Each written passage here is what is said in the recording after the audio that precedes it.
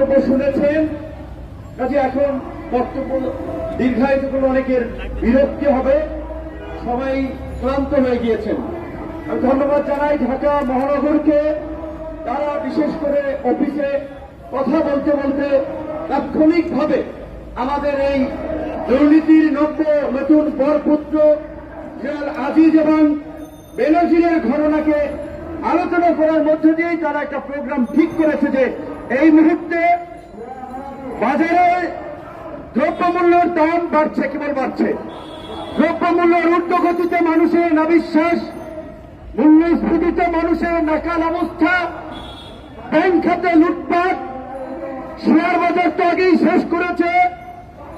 Bank থেকে আগে যেটা বলেছে আমাদের নেতৃবৃন্দ, আগে ঋণ খেলাপি ছিল, এখন ব্যাংক খায়া ফেলাইতেছে এবং একের পর এক যেভাবে অর্থ পাচারের সাথে বিভিন্ন জনের নাম উঠে আসছে, তারপরেও সরকার কারো বিরুদ্ধে কোনো পদক্ষেপ নিচ্ছে না। কাজী রাজনৈতিক আন্দোলনের পাশাপাশি দেশের বিদ্যমান সমস্যাকে কেন্দ্র করে সামাজিক আন্দোলন গড়ে তুলতে হবে, জনগণকে সম্পৃক্ত করে সামাজিক আন্দোলনের মধ্য দিয়েই এই ফাঁসিবাদ বিদায় করতে হবে। তাই তারা আজকে এই বাজার কারসাজি, দুর্নীতি, লুটপাট, অর্থ পাচারের সাথে জড়িতদের গ্রেপ্তারের দাবিতে ঢাকা মহানগর গণ অধিকার পরিষদ এই প্রোগ্রাম আয়োজন করেছে। প্রোগ্রামে গণ অধিকার পরিষদের অঙ্গ সংগঠন, সহযোগী সংগঠন, ছাত্র যুব শ্রমিক অধিকার পরিষদের নেতৃবৃন্দ বক্তব্য রেখেছেন। আমি সবাইকে ধন্যবাদ জানাই। সাংবাদিক এবং সোশ্যাল প্ল্যাটফর্মে যারা আমাদের বক্তব্য প্রচার করছেন, অনেকক্ষণ দাঁড়িয়ে ভিডিও করছেন, পথচারীরা, তাদেরকেও ধন্যবাদ জানাই, শুভেচ্ছা জানাই, সালাম জানাই। আসসালামু আলাইকুম। বন্ধুরা, বক্তব্যে বলেছে সাম্প্রতিক 3-4টি চাঞ্চল্যকর ঘটনা সবার বক্তব্যে উঠে এসেছে, কাজে সেইগুলো নিয়ে কিছু কথা বলতে হয়। তার আগে আমি ওবায়দুল কাদেরকে ধন্যবাদ জানাই যে যদি তিনি মিন করে ওই কথাটি বলে থাকেন, মন থেকে বলে থাকেন যে জেনারেল আজিজ কিংবা বেনজির, সাবেক পুলিশ প্রধান, সেনাপ্রধান, যাই হোক না কেন, তাদের অপকর্মের দায় সরকার নিবে না, এই কথা যদি তিনি মনে প্রাণে বিশ্বাস করে বলে থাকেন, তাহলে আমি ধন্যবাদ জানাই।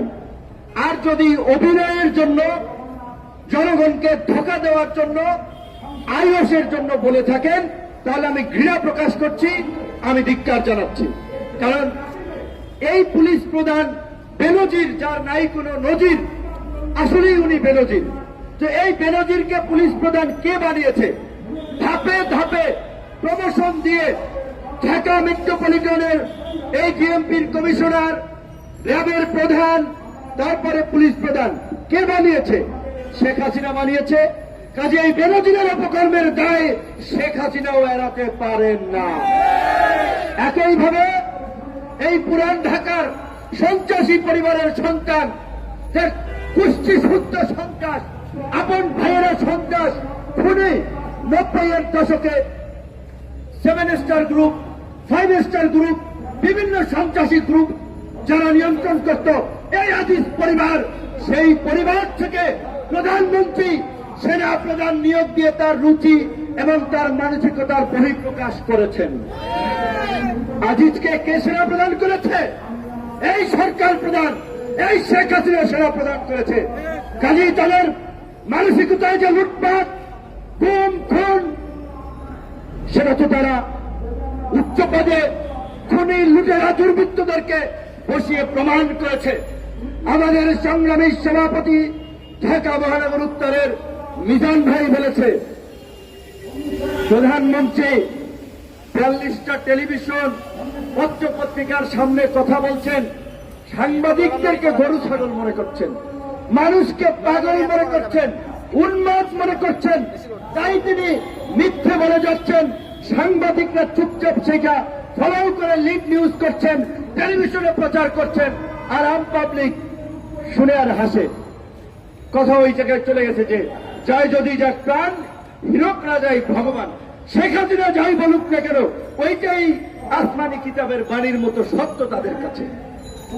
আওয়ামী লীগের নেতাদের কাছে, এবং তিনি প্রতিনিয়তই এই ভোট এবং নির্বাচন নিয়ে মিথ্যাচার করে যাচ্ছেন, জনগণের সঙ্গে ইচ্ছামি করে যাচ্ছেন।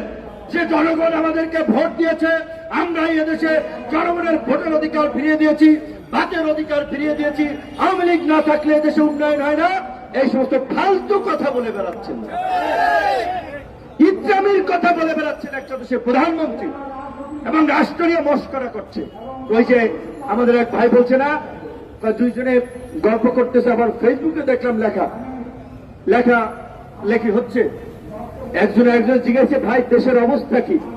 দেশের অবস্থা জেলখানার মতো। কেমন? জেলখানায় আজান দেয় ছিনতাইকারী, ইকামতি করে চোর, নামাজ পড়ায় খুনি, তাই না? জেলখানায় তো ম্যাক্সিমাম অপরাধী নেই, জেলখানায় তাদের সাজা হয়, তারা থাকে। তো সেইখানে তো ইমামতিও করে সেই অপরাধীরা, নামাজও ওই আজানও দেয় আপনার অপরাধীরা, আবার মুনাজাতও ধরে সেই অপরাধীরা। তো আজকে এই দেশের দিকে যদি তাকান, এই দেশ কারা চালাচ্ছে? ওই ছিনতাইকারী, চোর, ডাকাত, লুটেরারা চালাচ্ছে। কারণ আজকে জনগণের ভোট কেড়ে নিয়ে, জনগণের উপর অত্যাচার, নির্যাতন, গুম খুন চালিয়ে একটা অলিখিত রাজতন্ত্র কায়েম করে আজকে এই দেশের মানুষের সঙ্গে ইচ্ছামি করছে, প্রহসন করছে, ভোট চোরে। তো লাগে আমার কাছ থেকে ক্লু নিয়ে নিয়ে আলরাজিতে আমি বসি, 3 জন ডিআইজির তথ্য আমি দেব, কিন্তু এই রকমের 3 জন ডিআইজি না, অনেক ডিআইজি আছে। তো আজকে ওই যে আমাদের সেক্রেটারি সাহেব যেটা বলছিলেন, দুঃখ লাগে, সবাই বিবেকহীন হয়ে যাচ্ছি। যে রিক্সাওয়ালা ভাইরা বক্তব্য শুনছে, তাদেরকে সরাই দিচ্ছে কে? ধরেন একজন কনস্টেবলের বেতন কয় টাকা? বলা চলে রিক্সাওয়ালা ভাইয়ের চেয়ে তার ইনকাম কম, সত্য মানতে হবে। রিক্সাওয়ালা ভাই যদি গায়ে খাটে 500-700 টাকা ইনকাম করতে পারে, ধরেন 1000-20 টাকা মাসে থাকে। একজন পুলিশের কনস্টেবলের শুরুর দিকে যারা ঢোকে, তাদের বেতনও কিন্তু 20,000 টাকা না। এখন ঘুষ না খাইলে বলেন, এই যে পুলিশ আইন শৃঙ্খলা বাহিনী, তিনি একজন পুলিশ সদস্য, তার মর্যাদা আছে এই সমাজে কোথায়? একজন কনস্টেবল এই ঢাকা শহরে বাসা ভাড়া দিয়া, বউ বাচ্চা নিয়ে থাকার মতো কোন অবস্থা আছে?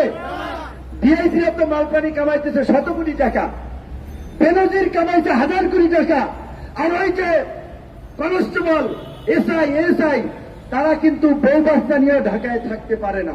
নিশ্চয়ই সব পুলিশ খারাপ না। আর্মির এই আজিজরা ক্ষমতার দাপট দেখিয়ে খুনি ভাইদেরকে রাষ্ট্রপতিকে ম্যানেজ করে মাফ করাইছে, দেশ থেকে পার করাই দিছে। তারা ব্যবসায়ী, তারা জনপ্রতিনিধি হয়ে গেছে অনেকে, কিন্তু অনেক যারা সৎ অফিসার আছে, তারা খুব কষ্টে জীবনযাপন করছে। নিশ্চয়ই সব জায়গায় ভালো মন্দ আছে। তো এই যে পুলিশ ভাইয়েরা, সেনাবাহিনীর সদস্যরা, আপনাদের মধ্যে যারা ভালো আছেন, তাদেরকে অনুরোধ করব, আপনারা সাহস করে এই বেনজিরের মতো কুলাঙ্গার এবং আজিদের মতো কুলাঙ্গারকে সেনাবাহিনীর সমস্ত ক্যান্টনমেন্ট এবং পুলিশ প্রতিষ্ঠানে অবাঞ্ছিত ঘোষণা করুন।